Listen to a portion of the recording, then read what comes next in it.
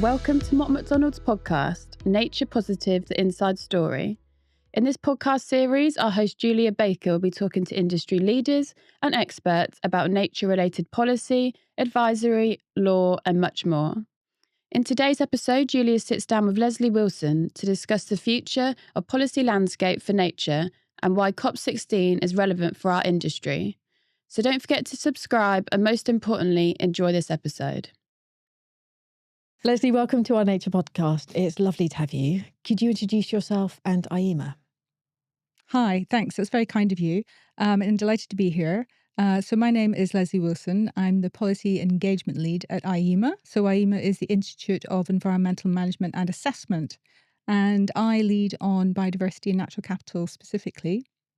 IEMA is a membership organisation for those who work in sustainability. And we have nearly 22,000 members, mostly in the UK, but increasingly internationally. And so I find working in biodiversity and natural capital really interesting because there's so much going on in this space. People often describe it as being like carbon was 10 years ago, but I wouldn't say that that's true anymore. I would say it's more like carbon speeded up. It's like biodiversity, the understanding of biodiversity as impacts and dependencies and nature as impacts and dependencies has really sped up over the last few years, resulting in quite a lot of papers, new methodologies, new policies, new ways of thinking. I'm glad you said that because, I have never before seen this rise.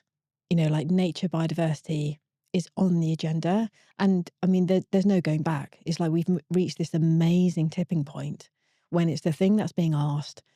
We had a carbon event last week and so many of the questions were about nature. And the thing is, though, I think there's an interesting space between your work in policy and then, like you say, the general rise within sustainability. Within policy, we've obviously had mandatory biodiversity net gain, but it feels like there's so much more to come. You probably can't answer this question, or can you? What is next on the policy agenda? What is next in the policy agenda? That's a great question. And you're right, I can't really answer that. That would be fantastic if I could. There has been, so first off, there's already been quite a lot has happened in a very, very short space of time. So since you and I originally talked about this podcast, and I was thinking about how much had happened, and I went back I used my baseline as my starting at IEMA in December 2021. And since I started at IEMA, all of these things have happened. So the TNFD was published, the Task Force for Nature-Related Financial Disclosures. That was this year. The Science-Based Targets for Nature was published. That was last year, 2023. The government's environmental targets came out. That was 2023, I think. The local nature recovery strategies were rolled out and their policy was produced, I think, again, that was 2022 or 2023. Biodiversity net gain was consulted on and rolled out in 2024. What else? The CSRD, which is the Corporate Sustainability Reporting Directive at the EU, which includes biodiversity. Of course, that mandates organisations over a certain size to report their impacts and dependencies on biodiversity. That came into force, I think that was just this year. And that's all the things that I can remember off the top of my head. I know there are lots of other things. So actually, in the last 2.5 years, so much has happened that I think we're going to be building on that. I think there's going to be a lot of bedding down of what's just come into play. I think there's going to be lessons learned, particularly around biodiversity net gain. And then I think the other things that are likely to come into play in the future will be, I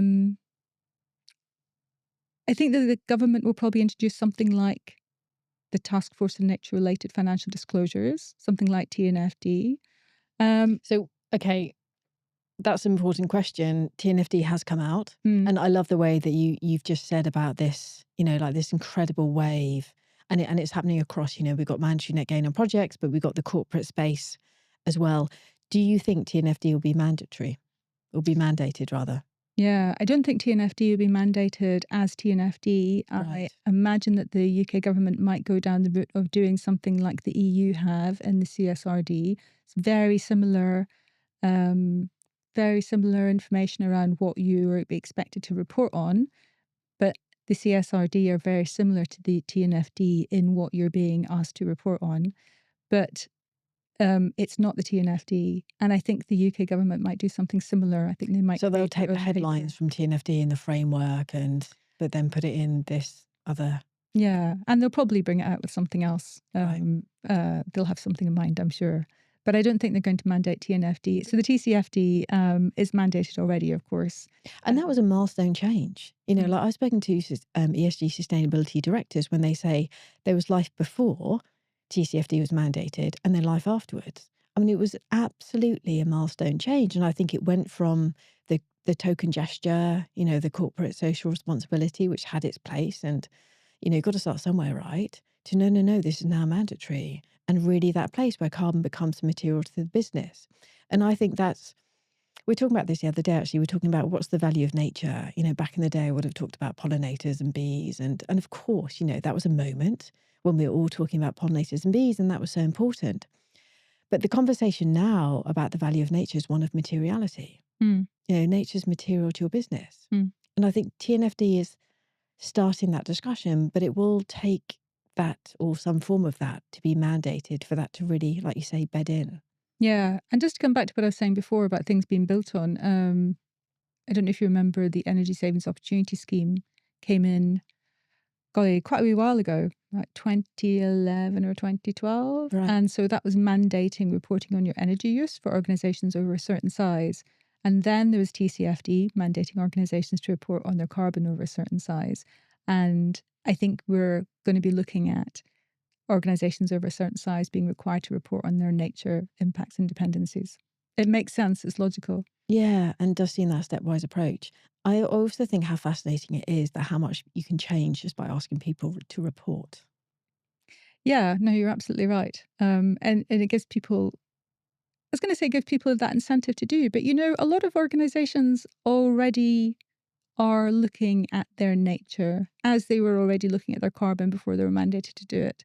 Forward-thinking organizations who recognize the risk in not keeping up with potential changes within their organization and the impacts that climate and nature can have on them in terms of their dependencies, but also the impacts that they can have on nature and carbon and climate. I think a lot of people like to get ahead of the game. So to a certain extent, it's sort of formalizing it. Yeah. So your job is policy, and you've taken on this job where, like you say, that there's been the most incredible change within the biodiversity policy world. How do you keep up to speed with it all? That's a great question. It is, am I allowed to use my Star Trek analogy? Please do. Okay.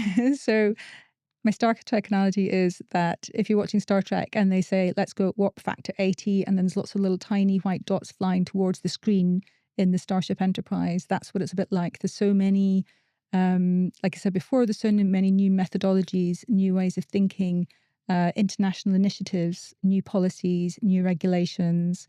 Of course, we have the UN Global Biodiversity Framework, now called the Biodiversity Plan, and it's 23 targets as well. There's just so much going on, and even I find it hard to keep up with everything.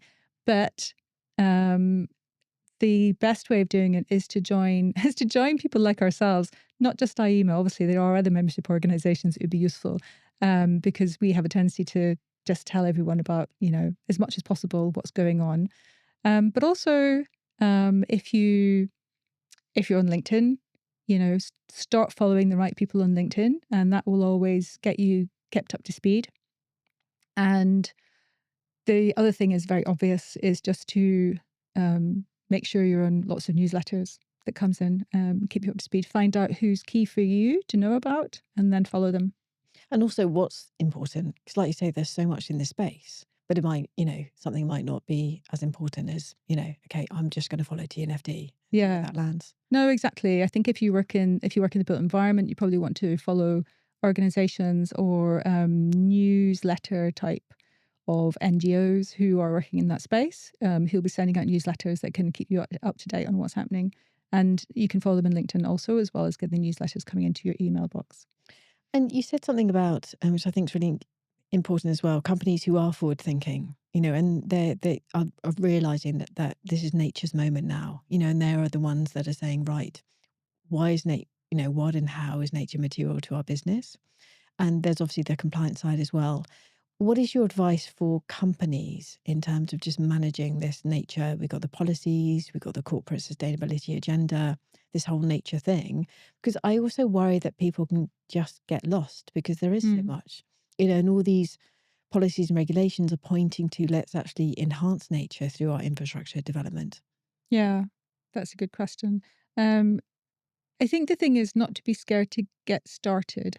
So if you're looking at your impacts on climate change in terms of your greenhouse gases, energy, carbon, it's just a number and it's quite an easy thing to come to. I know you know this, whereas biodiversity is of course much more complex and very site specific. And so I think that organizations can be quite frightened of looking at it. Requires finding quite a lot of data.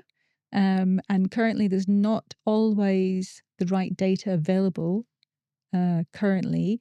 And if there is data available, it might well be out of date. And so there really is a data challenge there. But there is data there to get started on. And you have to recognize the imperfections in what you're doing and then try to mitigate them as best as possible. But don't let the perfect get in the way of good. I think that's the phrase, isn't it? Yeah. So I was just thinking about that actually. And that's such a lovely, you almost need like a license to say you do need to start somewhere. This is about starting on that place. And there's obviously the biodiversity net gain and the site-based impacts, but you're talking about the biodiversity footprinting. Think about your impacts, throughout your value chain. And it is, do you have the data? Do you not have the data? And just kind of starting that. yeah. And then also there's a lot of frameworks as well, increasingly around, as I just quizzed through a few of them a minute ago. But you do have the SBTN, the Science-Based Targets for Nature, who have a whole guideline around how to manage, how to measure your biodiversity. And there's, of course, the LEAP approach in TNFD, which is locate, evaluate, assess, and prepare, which is a very easy to follow approach as well. And I can't think who else. Oh, and even so IEMA worked with the UK Business and Biodiversity Forum and Aldersgate Group and the RSPB to create the Nature Positive Business Pledge, which is a pledge, but also is a very small framework in which you can use to start to understand your biodiversity impacts. Now, thinking about, there's us here in the UK, but we're recording this at a time when COP16 is just around the corner, really. I always in two minds about COP. It is the big international event, but past COP seem to be more talk than action. Why? Because I know IEMA have got a side event that I'm keen to discuss at the moment, but why should we be listening to COP? What relevance has it for us here in the UK? The UN Biodiversity COP is different from the UN Climate COP. So the UN Climate COP meets every year. It's huge. And I have been to one, and it's very large. It's very exciting, very interesting thing to go to. I've not been to one of the biodiversity COPs, but they only meet every second year. Traditionally, they've been very small. And business have not been particularly welcome, as my understanding previously. However, things are very much changing in that side. And I think they're beginning to recognize the role that business has to play in nature conservation and enhancement. And so increasingly there's more businesses attending COP, and the UN are supplying areas for business to get together. So I think there's a business and biodiversity hub. This year there's a business and finance day. So they're starting to make particular areas for businesses to come together to be part of COP in a way that they hadn't been before. And I think that's a really important step forward. Yeah. It's really interesting change as well. Yeah. And of course, in terms of how COP will affect business, so 2 years ago in 2022, when they had COP15, they created the Global Biodiversity Framework, 23 targets, I think 4 overarching targets. And so this COP, what they're doing is they're bedding down those targets and sort of filling them out and making them more solid and robust. And so, for example, this year, all the relevant countries, all 69 member countries, will be putting forward their NBSAPs, which basically is their national action plan. For biodiversity. For biodiversity, yeah, that's correct. But how they're going to implement these 23 targets.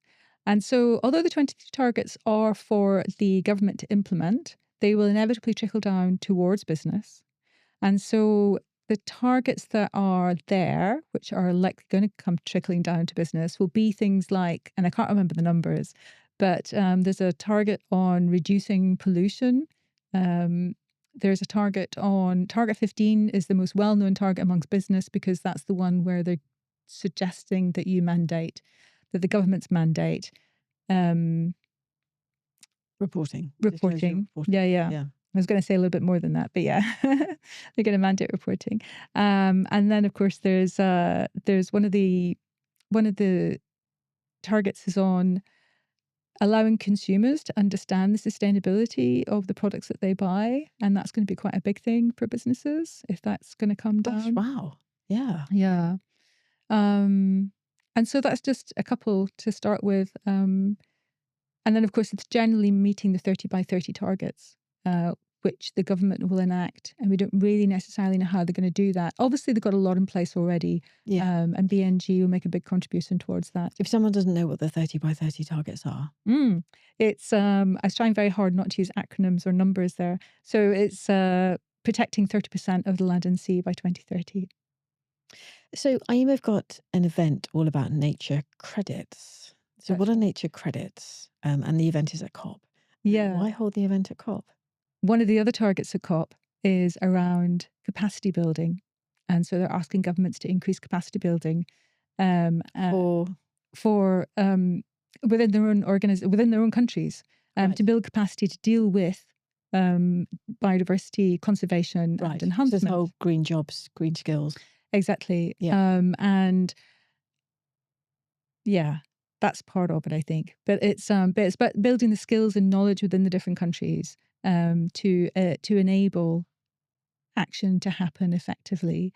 And IEMA this year, we are attending both the COPs, and actually we have a campaign currently out on green skills where we've written to the chairs of the various COPs and said how important we think it is that that green skills are on the agenda more prominently to make sure that organizations, and I don't just mean businesses, this can be public sector organizations, private sector organizations, academia, that everyone has the skills within their own organization, that there's training is available for not just training for ecologists, but training for everybody within an organization who might be in the position where whatever they're doing, if they're a designer or if they are the procurement person, that they automatically think about climate and nature when they're doing that, if it's relevant to what they're doing, obviously. Yeah, and I think that's such a lovely point because green skills doesn't necessarily mean just the people who do the nature stuff. Yeah. It's so true because I think, with this incredible rise of nature, with all these targets being set and, the project level mandatory requirements and then corporate level disclosure reporting, we do need that response in terms of the awareness, the skill building. Yeah, absolutely. So that's a discussion at COP. So that's one of the targets of capacity building. Right. And like I say, we are currently undertaking a campaign to make that more prominent in both of the COPs, in Climate COP and the Biodiversity COP. So we're going to have an event on nature credits.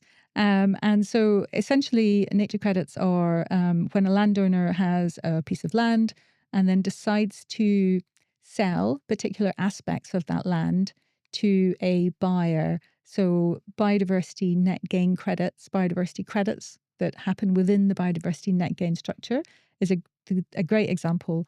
They're very new. They've really only just come into play, not in the last 3 years. People did have them beforehand, but the introduction of biodiversity net gain has made them slightly more essential than they were before.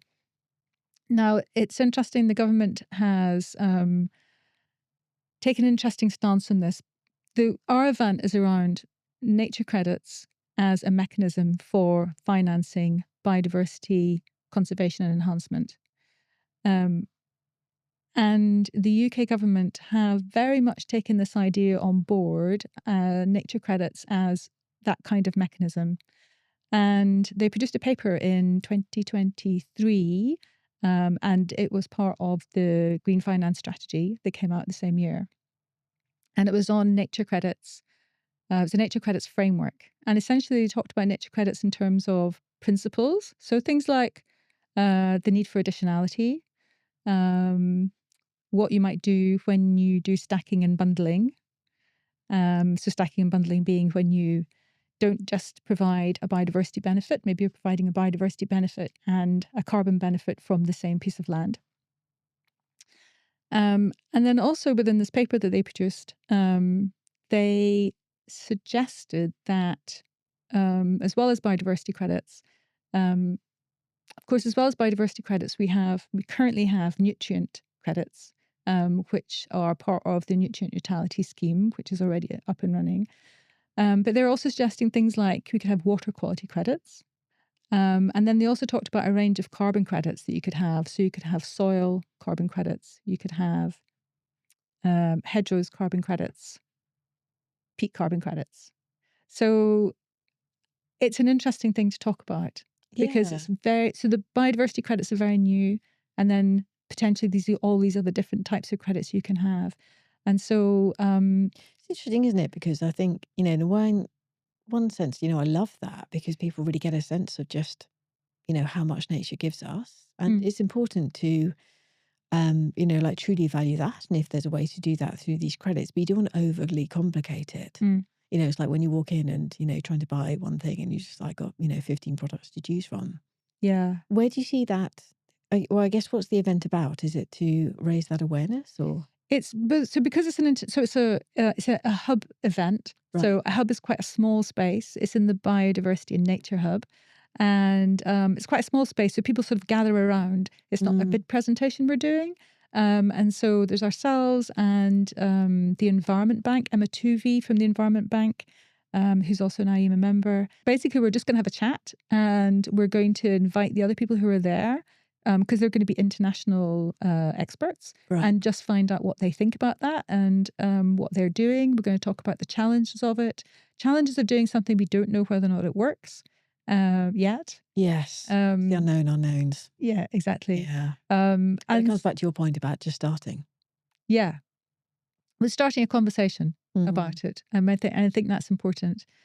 What's your hope from COP? What would I like to see from COP? There's a few things that I'd like. One is because they're embedding in the 23 targets that they created back in 2022. One of the things they're looking at is monitoring and managing and setting indicators. And I would quite like a good agreement around that to come out of this COP, because I feel like that's something that's missing, particularly in biodiversity net gain. I think there's a lot of uncertainty around how biodiversity net gain is going to be managed and monitored over time, over 30 years. Whose responsibility is it? Do the local authorities have the resources to manage lots of different sites? And so I think it'll be interesting to see what comes down from COP16 around that, because as I said before, this will trickle down to what you and I do. Well, more you, less me, in policy, but what we talk about as well. Yeah, I think to both of us, because but it'll trickle. But it's gonna, so that'll trickle down to business. So, but that's something that I'd like. I'm quite keen in that to be sorted quite soon. How we're going to manage and monitor what we're trying to achieve. I'd like to see COP16 talk a little bit more about carbon, in much the same way as I really want the climate COP to talk more about biodiversity. Isn't it just? I mean, it's one crisis. And it's so interesting, and I'm so glad you said that, because it's like you need the foundations of the house right, and we need, but there's no nature recovery without tackling climate change. I mean, climate change is one of the biggest drivers of biodiversity loss. Yeah, exactly. And also, even if we manage to achieve a steady 1.5, if we haven't tackled nature, then we don't have the resources. We don't have the food we don't have food. We don't have medical supplies. We just don't have the resources to keep ourselves going. And then conversely, if we tackle the biodiversity crisis and we don't tackle climate change, then climate change, as you rightly said, is a major impactor on biodiversity. Yeah. And so they really need to be talked about together. And also so that we avoid unintended consequences across the two. Can you say more about that?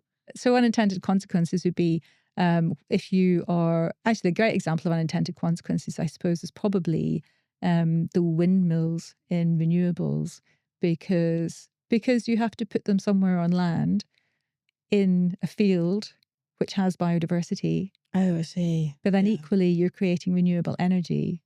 And so there's always going to be trade-offs. And how do you balance those trade-offs? But you have to be thinking about the trade-offs in the first place. Exactly. That's the important thing. You have to not just go ahead and go, let's build renewables because we really need those. No. It doesn't really matter about that field. It's an interesting point. I was talking to someone about this the other day. So you're so right. Renewables take so much land, like so much land. And what's one of the biggest drivers of biodiversity loss? Climate change, but also land conversion. So it is like finding ways to take that land, but then also where's the nature recovery as part of that. Yeah, absolutely. Yeah. Thinking about, and we kind of touched on this, we've got the join up with biodiversity and climate, but also we've touched about when you do nature, there's so many other benefits that can come out with that. And there was a while ago, environmental net gain was a thing, like we were talking about it, and it was the step change from biodiversity net gain, and then it kind of went away. Where is environmental net gain? So I'm glad you asked me that. We're in the process of writing a paper on environmental net gain. And so we surveyed our members to ask them, the people who were interested in biodiversity and natural capital, we surveyed our members and we said to them, what kind of tools do you use in nature and biodiversity? And what are you familiar with and what are you not familiar with? And then we sort of created a few knowledge sharing opportunities around those. But one of them was quite a few people wrote back and said they were really interested in finding out more about environmental net gain. Now, of course, environmental net gain appeared in the 25-year environment plan back in when was it? 2019, I think it was. Yeah. And I remember reading it then. I didn't work at IEMA at the time, but I did work in sustainability. And I remember reading the 25-year environment plan and thinking how ambitious that was to be talking about environmental net gain. And there hadn't really been anything like it beforehand, with that sort of less ecological focus, more larger real life focus. Not that ecology is not real life, but hopefully you know what I mean. Yeah. And so it was marvelous when it came out. And like I said, it was very ambitious and included this thing called environmental net gain all the way through it. And again, a lot of people were like, goodness, what is that environmental net gain? What does that mean? And I think we know what biodiversity net gain means. And this is before we got to biodiversity net gain. But yeah. And so I think it's stuck in a lot of people's heads. It certainly has. Like now and again, someone will talk about it and we're like, where is it? Is it? Because also what I really liked at that time, you're so right, it was like a milestone vision to say, B&G is not the be all and end all. Like there's more to come, which was really important at the time because there is more to come, even just getting to nature positive. But, and they made the point that environmental net gain, that biodiversity net gain was like, that's the ambition. You've got to get biodiversity net gain and then, the wider environmental net gain. But are you seeing it coming back then? What I see is it not going away. Right. And so, like I said before, when it came out, a lot of people were impressed. It's stuck in the minds of a lot of people, not just as in what happened to it, but are we going to be doing this really interesting idea that they had quite a few years ago now?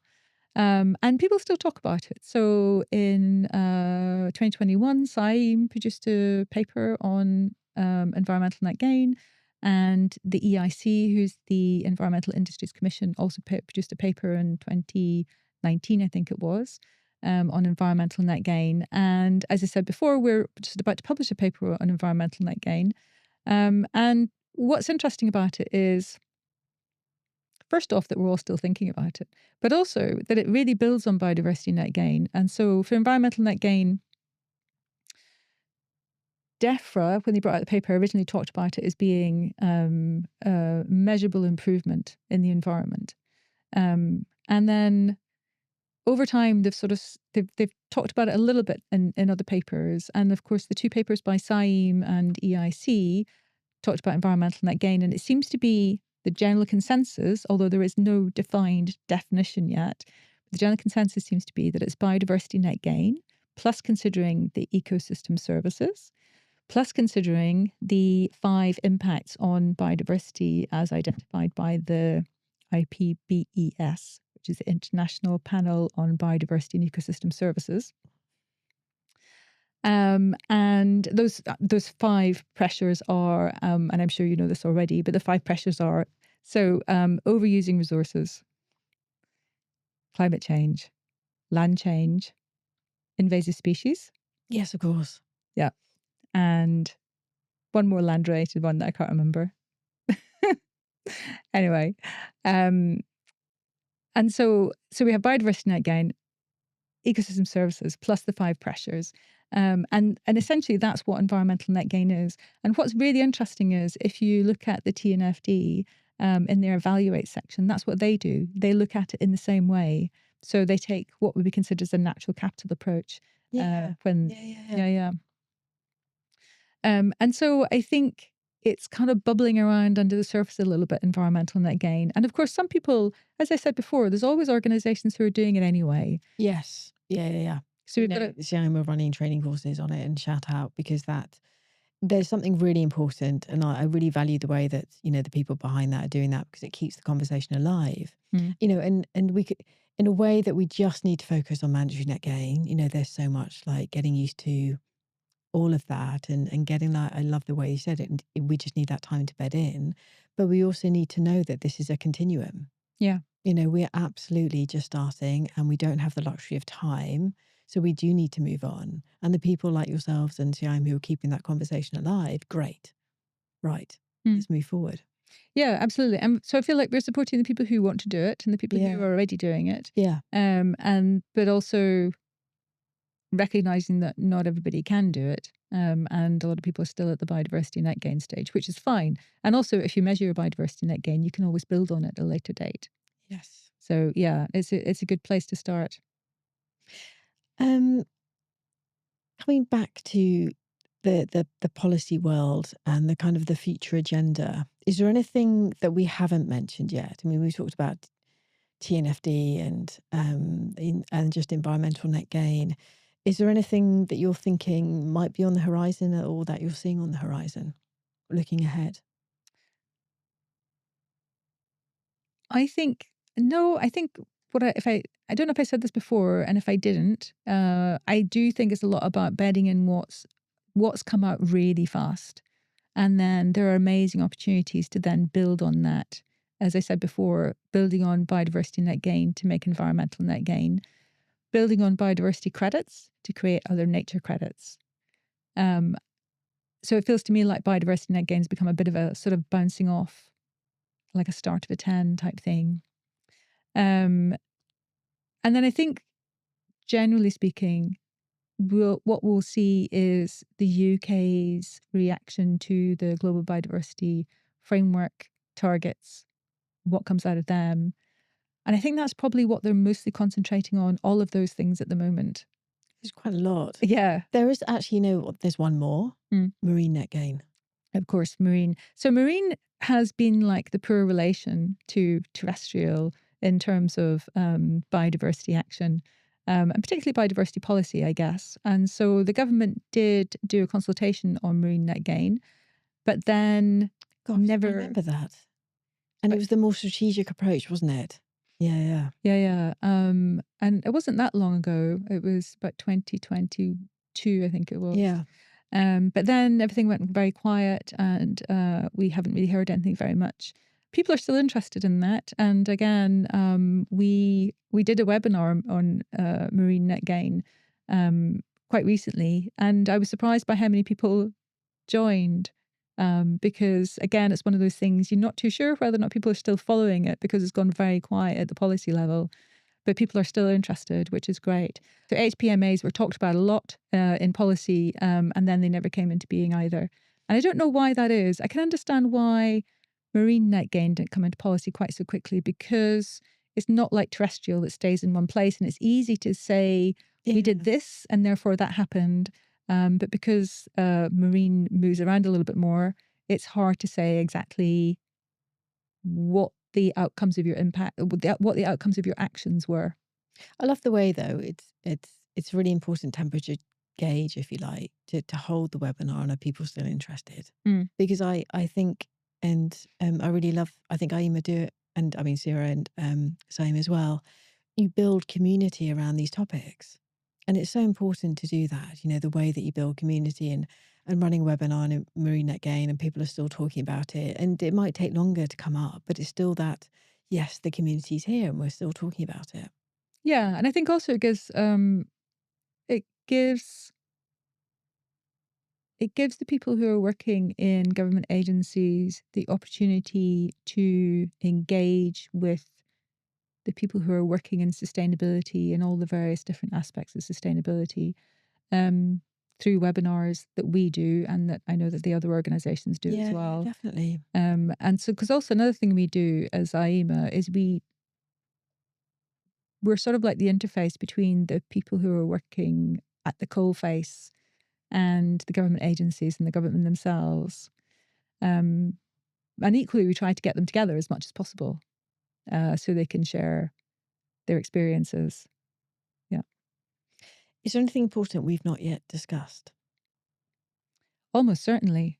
But I don't know if we have enough time to go through all of it. Go for it. We've got time. No. I know. That's we could talk forever about biodiversity. Like I said, there's so much has come out in such a very short space of time. If we just went through every single one of those papers that I mentioned, and what kind of impacts it might have. I mean, just going to go back very quickly to local nature recovery strategies. Yeah. But what'll be interesting to see is the impact they have on decision making around nature protection and enhancement in all the different ways that we've already talked about. So, for example, for developers choosing sites, bearing in mind they have to consider biodiversity net gain.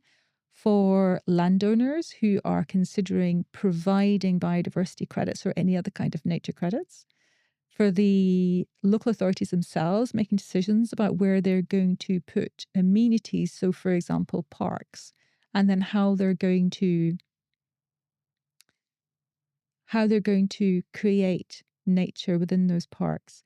Someone was telling me the other day that they knew of a council who were building a park, and then on that park they were creating biodiversity credits, which I thought was interesting.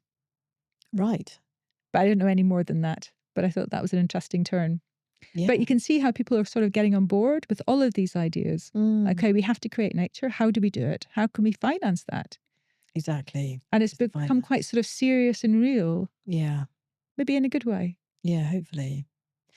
There is so much excitement, and we've just talked about, so much has happened. And I mean, this is nature's time. We've talked about that. But matching the excitement, there are concerns that people have. And there's day-to-day worries, but what's your greatest fear about this moment in nature?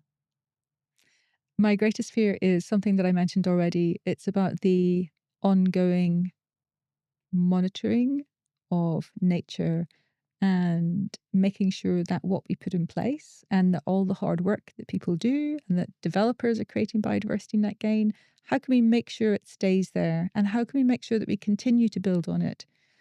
And I think that would be my biggest fear, is that we have all these great ideas and then we don't sort of follow up on it to make sure that it continues afterwards. Yeah. Yeah, no, I share that one definitely. And Lesley, I mean, we first, our world sort of collided when back in the day with British Standard, and you've had the most incredible career, and now you work at IEMA. But I'm interested, who is your role model? So this is like one of those, when you have job interviews and they say, what's the best thing you've ever done? And I always answer that. And I always say, there is no one best thing that I've ever done. I've done lots of smaller things. Yeah. But I've not done one. Who's done one big thing? Like, unless you're, I don't know, like the Prime Minister or something. Like, no one can do really one. But also, if you only done one big thing, how come you only did one of them? Anyway. True.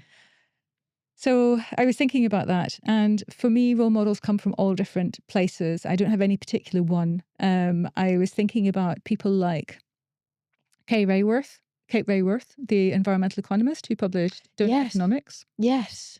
Brilliant. Yeah. And somebody called Mariana Mazzucato, similarly an economist who looks at the economy in terms of climate in a very different way. I like very much that both of them are pushing the boundaries in economics, and let's not do it traditionally, let's do it differently, and let's do it in a way that supports society and the planet. And so I really admire both of them. The thinking that they have, one of those people you just think, golly, how did you think of that? That's very clever. So I really like them. And who else do I admire? So this is going to sound like a particularly strange thing to say. Our deputy CEO, Martin Baxter. I knew him a long time. Oh, shout out to Martin. He's absolutely brilliant. I knew him a long time before I started at IEMA. And I think he, all by himself, is quite inspirational to a lot of people who work in sustainability. I don't think it's just me. No, he's brilliant. He's fantastic. And that's all I managed to think of. No, it's amazing. I mean, it's just, I've been inspired and had so many role models throughout. It was just interesting to know, who you would think of. I guess I'm a bit of a magpie when it comes to role models. I'm always looking around to see what people are doing and then going, golly, that's clever. And then maybe picking up some ideas from them. And I think that's kind of what role models are. They're the kind of people you look at what they're doing, and you get ideas from them and you learn from them. I think they're role models. And I think we have role models all around us. I don't think you have to be like a famous role model. I think role models are everyone from your mum to your, to authors like Kate Raworth. Yeah. Yeah, absolutely. If someone's listening in and they're thinking, you know what, I just want a career in nature and policy. What's your advice? Where should they start? Yeah. What's the word I'm trying to say? I mentor students at the University of Westminster. Right. Oh, wow. And these are often graduates, environmental graduates. And so they want to know how to get into sustainability. And also my friends' children, I often end up with them also asking me how to get into sustainability. I find that people who work in sustainability have come from lots of different backgrounds. Maybe they started off as an engineer and then end up somehow in sustainability because a particular part of their engineering took them in that direction, and then they were the person who suddenly became responsible, and so on.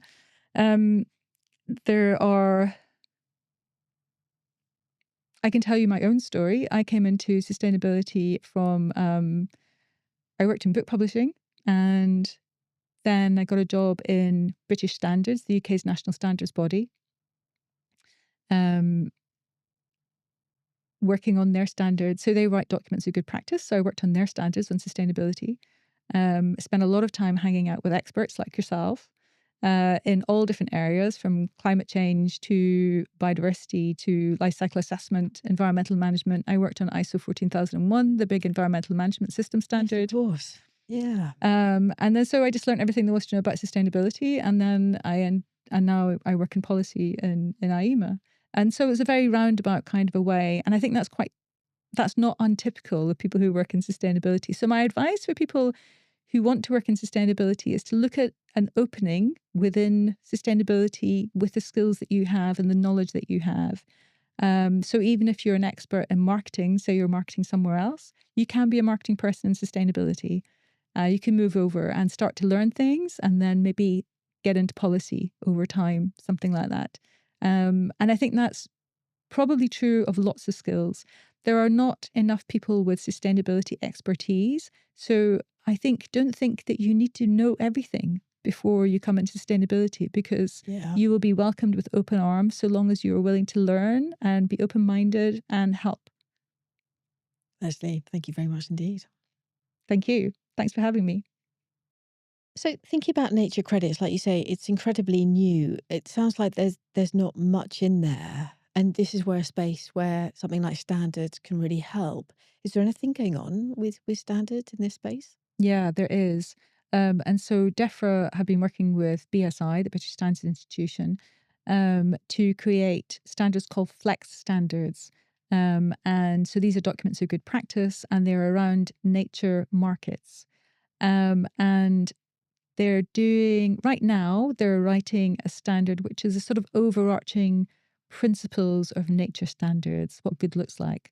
But I know that in the future, they're going to be writing something on biodiversity, and something on nutrients, and a standard on, what's the third one? Carbon, and a standard on carbon.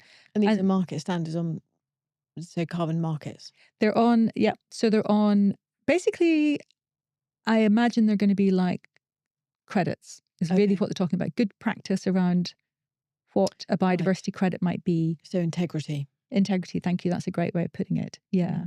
So the integrity of biodiversity credits, the integrity of carbon credits, the integrity of nutrient credits. It's interesting. Standards are filling that space about integrity. Yeah. So standards are interesting.